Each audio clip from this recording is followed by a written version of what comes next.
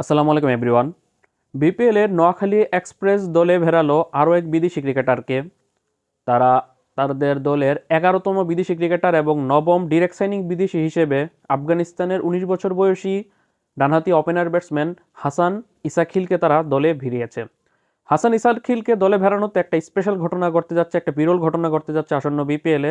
এর জন্য নয় যে তারা 11টা বিদেশিকে দলে ভিড়িয়েছে, এর মধ্যে থেকে কুশাল মেন্ডিস তো বিপিএলে আসবে না, তাকে বাদ দিলে বাকি 10টা ক্রিকেটারই আসবে, কেউ আগে কেউ পরে আসবে। তবে হাসান ইসাখিল এজন্য স্পেশাল কারণ হাসান ইসাখিলের পরিচয়টা হচ্ছে সে আফগানিস্তানের লিজেন্ডারি ক্রিকেটার 40 বছর বয়সী মোহাম্মদ নাবির বড় ছেলে। হাসান ইসাখিল মোহাম্মদ নাবির বড় ছেলে, এটা তো একটা স্পেশাল ঘটনা ঘটছে আসন্ন বিপিএলে। তার চেয়ে বড় ঘটনা হচ্ছে আমরা সকলেই জানি যে আসন্ন বিপিএলের নোয়াখালী এক্সপ্রেসের জার্সিতে খেলবে মোহাম্মদ নাবি।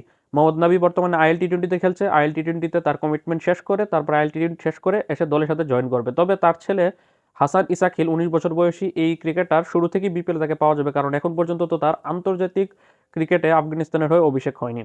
19 বছর বয়সী এই ক্রিকেটার 2025-এই তার ফার্স্ট ক্লাস এবং লিস্টে 50 ওভারের ক্রিকেটে তার অভিষেক হয়েছে, যেখানে সে 4টা ফার্স্ট ক্লাসের সাথে 5টা লিস্টে 50 ওভারের ম্যাচ খেলেছে। T20-তে তার ফ্রাঞ্চাইজ ডোমেস্টিক লিস্টে T20-তে তার অভিষেক হয়েছে 2022-এ এবং 2022 থেকে 2025 পর্যন্ত মোট 30টা T20 ম্যাচ সে খেলেছে। আন্তর্জাতিক ক্রিকেটে তার অভিষেক এখনো হয়নি।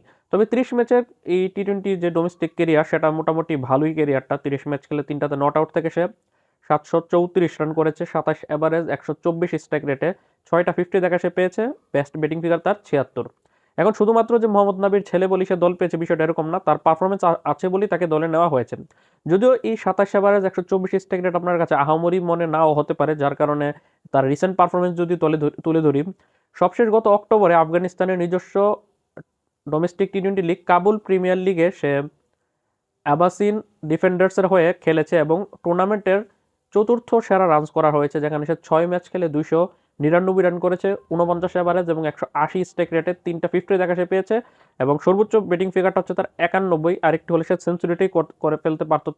তার মানে সে মোহাম্মদ নাবির ছেলে হিসেবে যে বিপিএল দল পাচ্ছে বিষয়টা এরকম না, সে আসন্ন বিপিএলে তার পারফরমেন্স করেই ডাক পেয়েছে। মোহাম্মদ নাবি ছেলে এই হাসান ইসাকিলকে দলে নেওয়াতে খুব বেশি একটা খরচ করতে হচ্ছে নোয়াখালী এক্সপ্রেসের, তাও না, তার উপর একটা আলাদা একটা পাবলিসিটি তারা পেয়ে গিয়েছে। অলরেডি নোয়াখালী এক্সপ্রেস তারা তাদের অফিসিয়াল ফেসবুক পেজ থেকে কিন্তু একটা পোস্ট করেছে। অন্য ক্রিকেটারকে দলে নিলে যে পোস্টটা করতো যে একটা ক্রিকেটারকে দলে ভিড়িয়েছে, সেটা এজ ইউজুয়াল সবার বলেই সেম, কিন্তু এটা তারা প্রচার করছে যে বাপ বেটা দুইজনই আসন্ন বিপিএল নোয়াখালী এক্সপ্রেসের হয়ে খেলবে। এতে করে কিন্তু পুরো দেশের মধ্যে একটা আলাদা রকমের একটা ঝড় কিন্তু বয়ে যাবে যে মোহাম্মদ নাবির ছেলে হাসান ইসাকিল বিপিএল আসছে, তার চেয়ে বড় কথা দুইজন একই দলের হয়ে খেলবে। এখন মোহাম্মদ নাবি জানতে চাইবে সাথে সাথে যে IL T20 কত তাড়াতাড়ি শেষ হয়, তাড়াতাড়ি করে এসে দলের সাথে জয়েন করবে।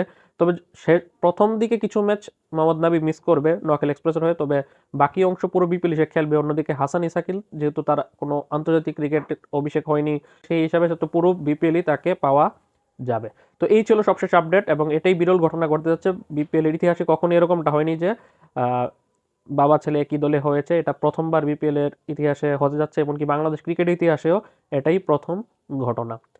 তো এই ছিল সবশেষ আপডেট। নোয়াখালী এক্সপ্রেস তাদের 11তম বিদেশি ক্রিকেটার এবং নবম ডিরেক্ট সেটিং বিদেশি হিসেবে তারা আফগান এই ওপেনার ব্যাটসম্যান হাসান ইসাকিলকে দলে ভিড়িয়েছে।